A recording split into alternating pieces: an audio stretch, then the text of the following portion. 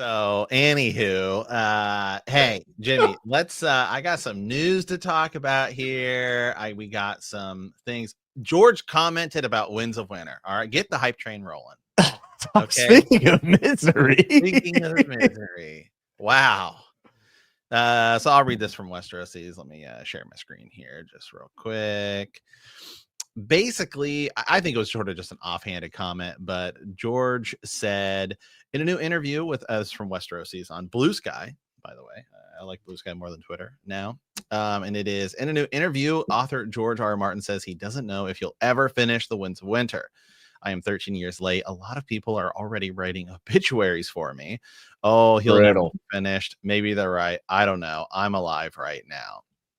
I think that's a really just sort of misinterpretation, but the internet people were posting it and sharing it. I think he's speaking crass because he's tired of people like predicting or like anticipating his death. I think there's just zero shame or thought on a lot of the internet sites that we visit, and people don't realize that there's a human. And I understand people are upset that the book are late, but like, I don't know. I've always found it extremely morbid that people are just fascinated with this pop culture topic of who can finish the books. But how about I counter this with some good news? And it's news that is literally exclusive to Bend the Knee because it is from a person who is a patron of my book channel. And they do listen to Bend the Knee as well, which is great. And that is Kyle. And he has a booktube channel called Kyle Reads, actually. So if you guys want to go check him out. So he went to Dragonsteel Nexus, which is Brandon Sanderson's big con. He just released his final book in the first half of the Stormlight Archive. Really cool release. And he was talking to Sean Speakman. And for those who don't know, Sean Speakman works for like Grim Oak and Subterranean Press. And Sean Speakman has been friends with George for a long time. And Sean Speakman made a Facebook post. I brought this up a couple months back where he said, like, Winds is closer than you guys realize. Okay. Nothing ever got elaborated on. I shared it with you guys. I think we just kind of moved past it.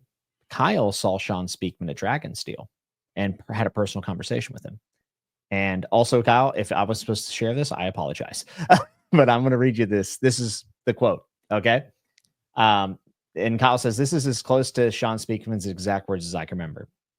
So I try to respect George's space and not ask him directly. But I know how many pages have been sent to Harper Voyager. I know how many pages he's roughly gotten completed otherwise. I talk to his editor, Ann Grull, probably monthly. And I know how many pages they can physically put in a book. And he is either at that amount or nearly. So it's more about whether they will convince him to split Winds of Winter or if he will hold out for the ending that he has been wanting to do. Okay. So what that means is most likely what's happening right now. And remember his meeting with his publishers and we said, oh, it wasn't for anything. It was for this new box set, maybe. Like we kind of went like total nuclear mode. We're like, it's not happening. There is a very real possibility that as we're sitting here talking right now, there is a dispute between George and the publisher on what to do with this book. So you think it's that far along now? I mean, so for folks who aren't in the know, based upon your source, yeah, my source, but sincerely, like Sean Speakman is not a guy that this isn't some random Game of Thrones actor from season 2 that was killed in a random wildling scene. Like Sean Speakman's in the publishing industry, friends with George, friends with the editor. Like this is all very solid information. And unless if you're in like inner circles of book discords, you probably have not seen this. So this is a kind of a Bend the Knee exclusive. And Kyle is my source. So Kyle, thank you for this. Hopefully he doesn't mind me sharing that. Oh, well, hey. Matt, I actually meant to tell you about this prior. That's okay. But hey, who knows? Who knows? I think that Speakman's a pretty reliable source, and as is Kyle. So I don't know. We'll see. All this means is there's people who are out there with the narrative that like, we're guessing at how much is done and that it's 50% done, or he hasn't written a page in 10 years. Like none of that is true. This is a book that has, come along, it's matured, and it's reaching the point of being at almost impossible to bind at a bindery, which means that like we're talking about, 1,300 pages, probably 1,400 manuscript pages. So that's quite a lot. That's bigger than the Storm of Swords. So yeah, so maybe it's more about what he has to cut from Winds rather than how much cut or split. And me and you have already said this, so this is moving into me more Matt just opinion territory. But like, yeah, split the book. Right? Yeah. Just write it how you want to write it, George. Finish it out. And if you No need to one, split it, no, split it. literally, no one No would one care. cares. No one cares. No one, I mean that of in that direction of it, literally no one cares. If you want to say, hey, it's gonna be part one, part two, literally nobody cares. You could release it as a part one, part two book. Nobody cares, especially because you could even release the ebook, the Kindle version now, as one Yeah, thing. that's right. And that's how a lot of people are going to listen to it. The audiobook would be one thing, so like there's less and less people that actually buy what Jimmy's got behind him, which is an enormous, Yeah, library now most people have 2,000 books in their house like me. of Yeah. books. Yeah, not that many people really go into that anymore. Yeah. So yeah.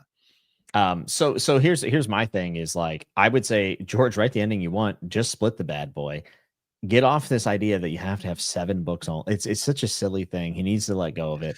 And Because no one's even gonna view like I would, to me, if it's Winds of Winter part one and part two and it's one thing, I don't view that as 2 books. me either, but like even if we do, who cares? Yeah, Like, you because know what I mean? Like, in England, they a lot of the books are split like that anyway. yeah, they are. Yeah, it's a 7-book series at this point, right? Or a 6-book series at this Yeah, point because because the there's like I splits. think it's like some of the books are split. Yeah, But here's the thing that what I will say is, so one of the reasons why a publisher would not want to split is because a lot of people would go to the bookstore and they buy part 1 and say, I'll buy part 2 when I finish part 1, and then they don't finish part 1 because most people don't finish books they buy. So right. that's from the publisher standpoint. This is my counter to that. You do 2 releases in 1 year. You wait about 6 to 9 months between the releases. You will sell that book. That book Yeah. will sell.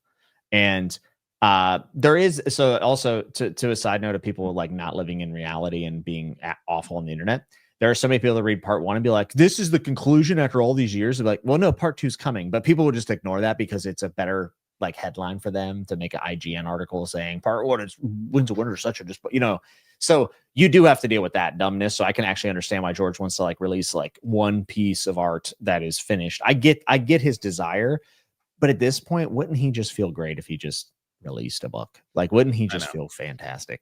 So, this doesn't mean, hey, Winds of Winter's coming immediately. It's not imminent. I think George still has writing to do, but there is also this big thing of, I'm sure there's been discussions about how in the hell do we put this book out?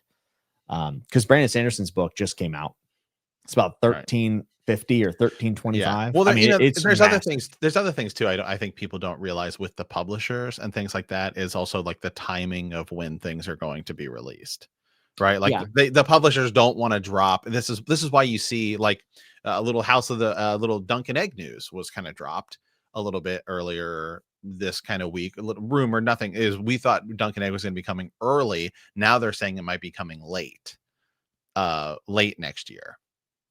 And I think a lot of that has nothing to do with like, I mean, the show, I think they've already like they're filming or maybe even wrap filming. I have to go back and look because I don't remember off the top of my head, but some of that is just to do with scheduling because you have other shows that are coming out. And so like, the same thing and the same thing happens with books, if the publisher is like, hey, we have another big book that's coming, we don't want to like have them overlap or something like that, then your book may come out later. And maybe George is like, well, that may run into a Game of Thrones project or something else. Remember, he edits a lot of books.